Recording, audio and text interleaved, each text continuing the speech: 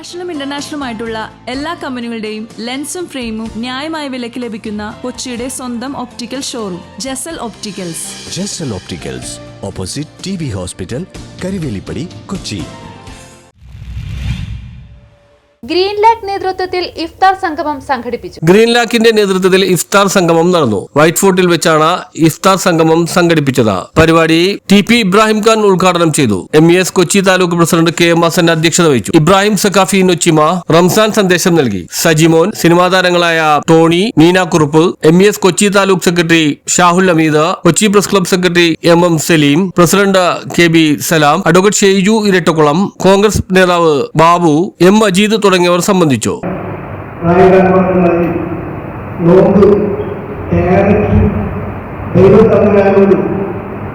സംസാരിച്ചുകൊണ്ട് ഡയറക്റ്റ് നമ്മൾ കഴിച്ചുകൊണ്ടിരുന്നതാണ്.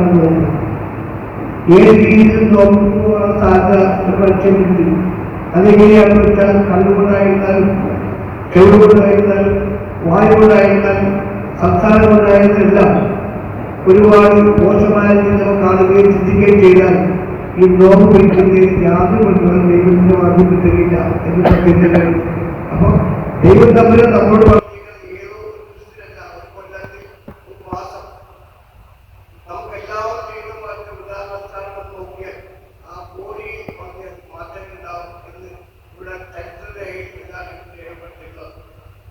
അവസരങ്ങളിൽ നമ്മൾ ചെയ്യുകയും കൊടുക്കുകയും സ്നേഹിക്കുകയും ചെയ്യുന്ന ഒരു രീതിയിലേക്ക് മാറുവാൻ വേണ്ടി മനുഷ്യനെ പാകപ്പെടുത്തി നിൽക്കാൻ വേണ്ടിയാണ് ഇങ്ങനെയുള്ള ഘട്ടങ്ങളിൽ എല്ലാ സമുദായത്തിലും നോക്കുവെച്ചിട്ടുണ്ട്. പണ്ട് രീതിയിലായാലും മാത്രമേ ഉള്ളൂ. ഹിന്ദുക്കളായാലും ക്രിസ്ത്യൻസായാലും സിഖായാലും സിഖായാലും നോക്കുന്നുണ്ട്, എല്ലാവർക്കും നോക്കുന്നുണ്ട്. ആ നോക്കല്ലാതെ പണ്ട് രീതിയിലാണെങ്കിൽ വ്യത്യസ്ത രീതിയിലുള്ള നോക്കുകൾ നമ്മൾ ജീവിക്കുമ്പോൾ അത് നമ്മൾക്കുണ്ടാകുന്ന എല്ലാ തരം നമ്മളെ കുറിച്ച് മാത്രം മനസ്സിലാക്കുക, പരസ്പരം സ്നേഹിക്കുക, സന്തോഷിക്കുക, ജനങ്ങളോട് പരസ്പരം ബന്ധപ്പെടുക, ഇതൊക്കെയാണ് ഏറ്റവും വലിയ ഉണ്ടായിരുന്ന സ്നേഹം. എന്തായിരുന്നാലും ഈ ഒരു പരിപാടി നമ്മളിവിടെ സംഘടിപ്പിച്ചത് വ്യത്യസ്തങ്ങളായ ഗ്രഹങ്ങളിൽ പ്രത്യേകമായ വീടുകൾ നിർമ്മിച്ച് മനുഷ്യൻ താമസിക്കാനുള്ള സംവിധാനങ്ങൾ ഒരുക്കപ്പെട്ട ഒരു പ്രത്യേക സാഹചര്യത്തിലാണ് ഇന്ന് ഞാനും നിങ്ങളും ജീവിക്കുന്നത്. ഇത്രയും അധികം സംവിധാനങ്ങളും സൗകര്യങ്ങളും ശാസ്ത്ര സാങ്കേതിക വിദ്യയുടെ വികാസത്തിൽ മനുഷ്യൻ കണ്ടെത്തിയെങ്കിലും ഇന്ന് മനുഷ്യൻ അസമാധാനിയും അസ്വസ്ഥനുമായി മാറിയ ഒരു കാലയളവാണ്. ഇത്തരമൊരു സാഹചര്യത്തിൽ സമാധാനം, സ്വസ്ഥത, സന്തോഷം ജീവിതത്തിൽ മനുഷ്യന് ലഭിക്കാൻ ദൈവിക ചിന്ത മനുഷ്യന് ഏറ്റവും ആവശ്യം.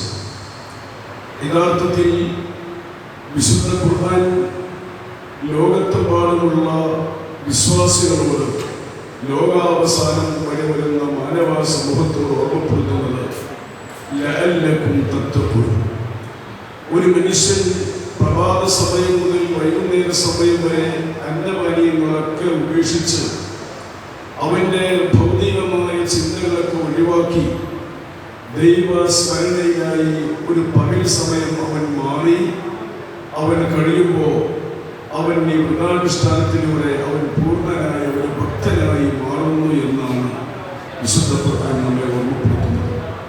വ്രതാനുഷ്ഠാനത്തിലൂടെ നാം സുഭിക്ഷമായി ഭക്ഷണം കഴിക്കുന്നവർ, സുഭിക്ഷമായി സന്തോഷകരമായി ജീവിക്കുന്ന ഒരു വ്യക്തി തൻ്റെ നാട്ടിൽ അല്ലെങ്കിൽ തൻ്റെ അയൽപ്രദേശങ്ങളിൽ പട്ടിണി പാവങ്ങളായ ആളുകൾ അവരുടെ കഷ്ടതകളും പ്രയാസങ്ങളും വിഷമങ്ങളും വിശപ്പിലൂടെ ദാഹത്തിലൂടെ അനുഭവപ്പെടുമ്പോൾ അത് രാജ്യത്തെ വലിയ സമ്പന്നന്മാരും എല്ലാ സൗകര്യങ്ങളോടും കൂടി ജീവിക്കുന്ന ആളുകളൊക്കെ അതിലൂടെ അവർക്ക് പൂർണ്ണമായി ബോധ്യപ്പെടും. അതിലൂടെ അവർ ദൈവഭക്തരായി മാറാൻ കാരണമാകുമെന്നാണ് വിശുദ്ധ ഖുർആൻ നമ്മെ ഓർമ്മപ്പെടുത്തുന്നത്. ഈ പരിപാടിയിൽ സംബന്ധിച്ച ന്യൂസ് ബ്യൂറോ, മട്ടാഞ്ചേരി.